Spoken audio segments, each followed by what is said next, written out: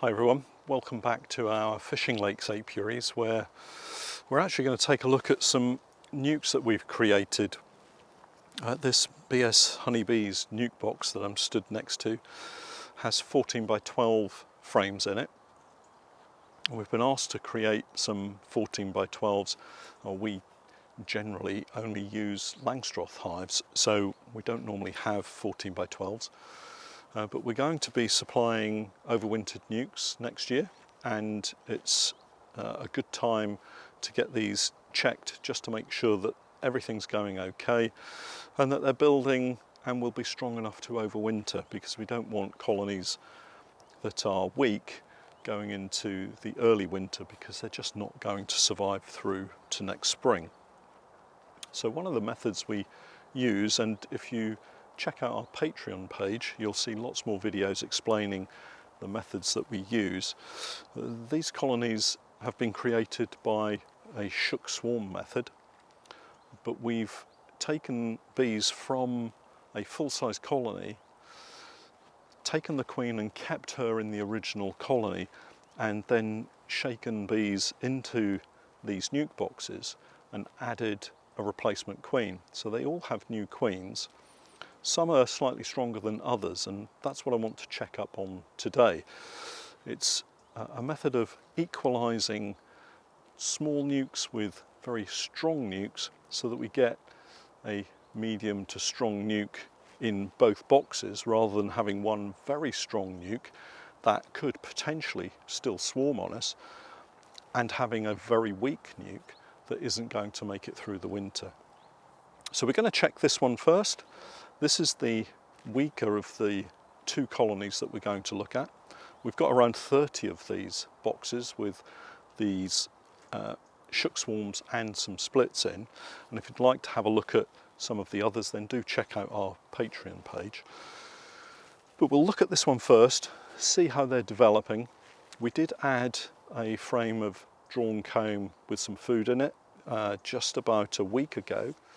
So we'll see how they're getting on with that, and maybe we'll be able to use one of the frames from the very strong nuke that we've got and help this colony with maybe some additional brood. So I'll grab the smoker and we'll get these open and have a look. So the first thing to note is that we've reduced the entrance to literally a bee space. There's a few wasps around. It's heading towards the end of August now. There are some wasps, but there's also one or two hornets that have been hawking around the area, and now those are European hornets, not Asian hornets, so it's not so big an issue. But we want to protect the bees, and you can see that the bees can get in quite easily, but they're able to defend that smaller entrance better than if it were wide open. So we just take this strap off.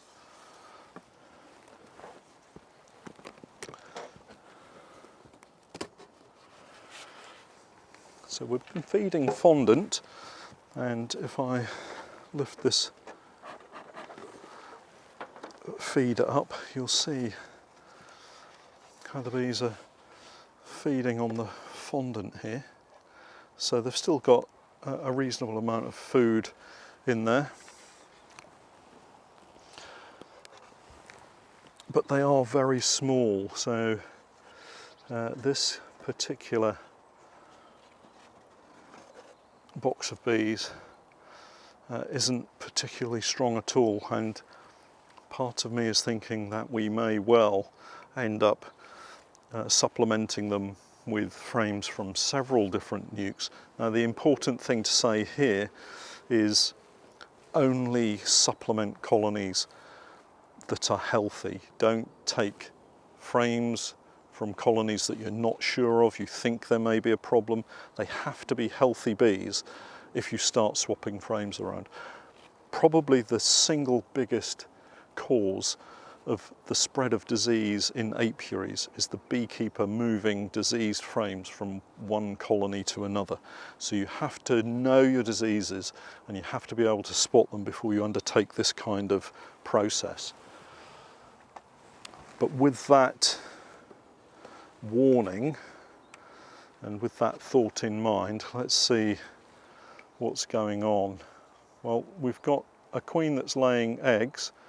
There's 1 or 2 eggs in this frame, and this is the frame that we added as a supplemental frame.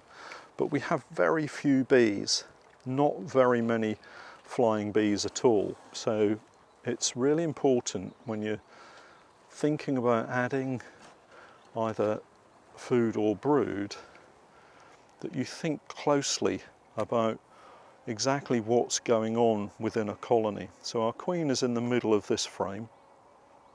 She's the one with the green dot, for those of you that are unfamiliar with what a queen looks like. And you can see that we've got some brood. We've got this side of the frame that has brood in it. Just looking into the cells. We've got eggs, so she's continuing to lay eggs, so we've got eggs around the outside here.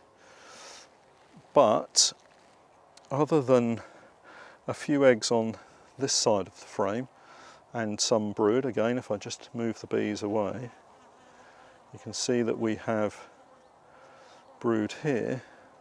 We don't have that many bees, so there are not very many bees in this box, and that actually is a problem, because if we were to add frames of eggs and open larvae, open brood with young larvae in, it's doubtful that so few bees could actually look after additional bees. As the bees develop, so as the larvae turn into developing bees and grow and develop further, actually they need less help, and there's actually a process whereby they create their own warmth as they develop, and so they don't need the bees to keep them as warm as the eggs and very young larvae. So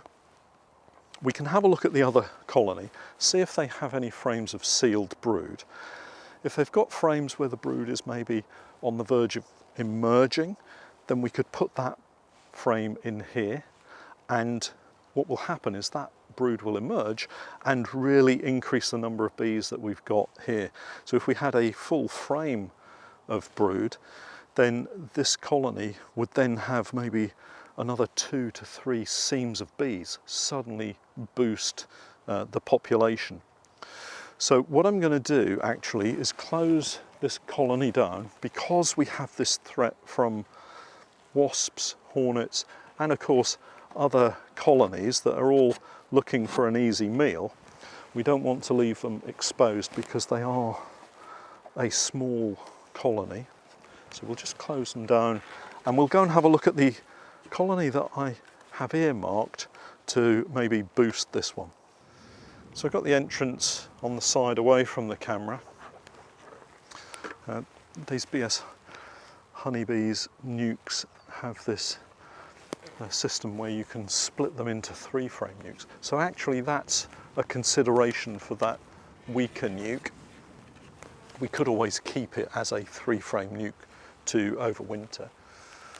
So you can see, same setup. We've got feed. We've been feeding fondant because that's what I've got in quite a large supply. So it's not always necessary to have to feed liquid feed, be it light or heavy syrup. You can go with fondant all year round. It's not a huge issue. Now looking down at this colony, I can immediately see that we have 1, 2, 3, 4, there's at least 4 frames, possibly 5 frames that are being worked strongly, and you can already see that we have far more bees in here than in that previous nuke. So let's see if we can get this frame out.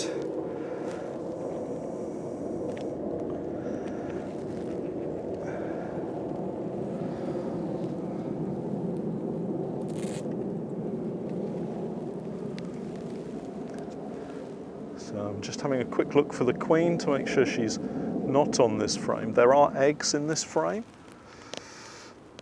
So it's possible the queen could be running around, but all the queens are marked. We get our queens that we introduce into these colonies from Northumberland honey.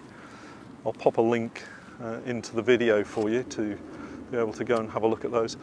I thoroughly recommend those queens. They're very calm, very productive, and we've used them for a number of years now to great effect. So let's have a little look through to see what we don't want to do is to weaken this colony unnecessarily in taking a frame out from here and adding it to that very weak colony. So we have some sealed brood. There are a couple of rudimentary queen cups here, but I think that's exactly what they are. There's nothing in them. They're just making a couple of queen cups. But there's, again, eggs and young larvae in these frames, and I don't really want to be passing frames like that across to our weaker nuke. Looking at this frame, we have an area of much older brood. Now I know it's not a huge area of brood. If I just move the bees away, you can see, I don't know whether you can tell, but the colour of the cappings on this is slightly darker.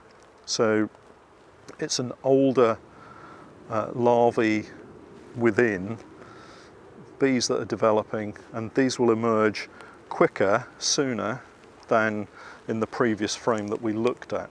And I can't see, there's one or two eggs, but not many eggs, and the same on this side. We have an area of maturing brood that will emerge maybe in the next week to 10 days. So that's a frame that we could use, but we do really want to make sure that this colony has sufficient strength for us to be able to take them out. We don't want to weaken them unnecessarily.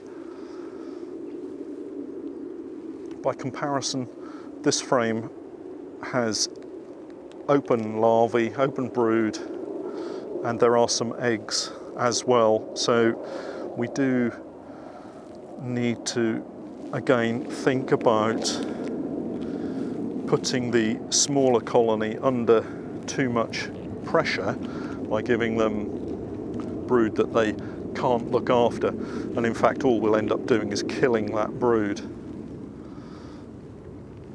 Again, another frame of maturing sealed brood, so this could be one that we could turn to and use. And looking at both sides,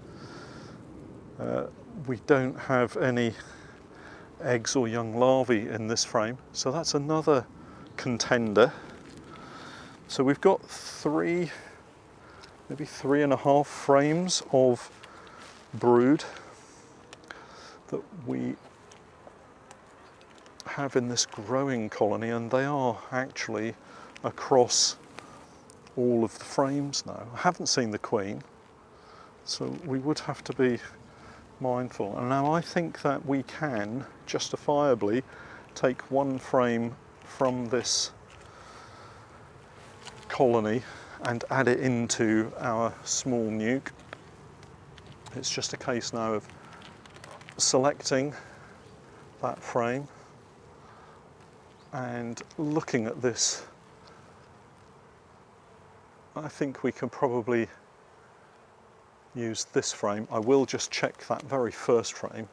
If it has a smaller brood area, then I'll select that one because it is all about putting the nuke, the weaker nuke, under too much stress. And I think this one probably has less in terms of brood. So we'll park that one just in front of the hive. One double check, and this frame has eggs and young larvae, so this isn't one that I would go with. I'm just looking for the queen. It's always handy, always useful if you can spot the queen when you're doing something like this, because it then means you don't have to worry about shaking the bees vigorously off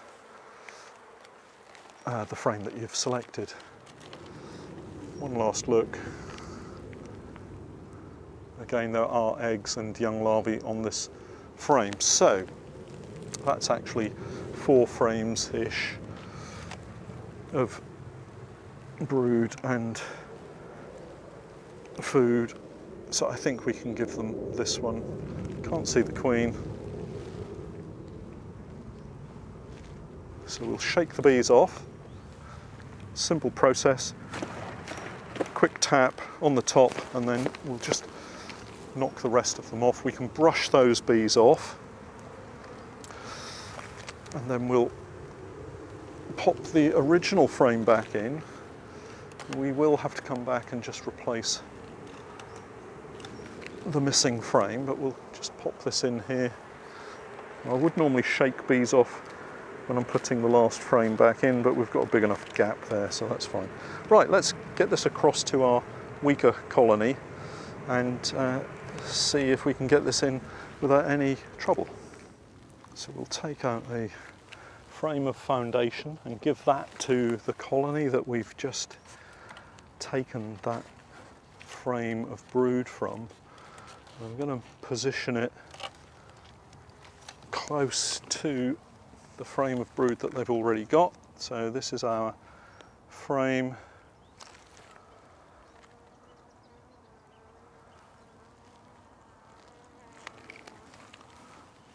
And always important to check for disease, and I'm happy with these bees, so that's good. Looking at it, there were some eggs in there, so the frame that I've selected did have some eggs, but we'll hopefully have enough bees in here for them to look after those. So that's our colony given a little bit of a boost. Hopefully, with the weather set fair for the next couple of weeks, and certainly overnight temperatures not dropping too far, this colony should be able to manage those bees in their brood cells, keep everything alive, and ultimately, when they emerge, they should help to boost the population of this colony. And we'll come back and have another look at these maybe in a couple of weeks' time, shoot another video, and keep you posted as to how things are going. We've got lots more content. If you're interested in seeing what we're up to, learning a bit more about the various techniques that we use, and seeing how we look after our bees, and that's all on our Patron page. And you'd be very welcome to join us on Patreon, where we offer mentoring and help via various tiers. But if not, you'd be very welcome to join us here again on our YouTube channel. Thanks for watching.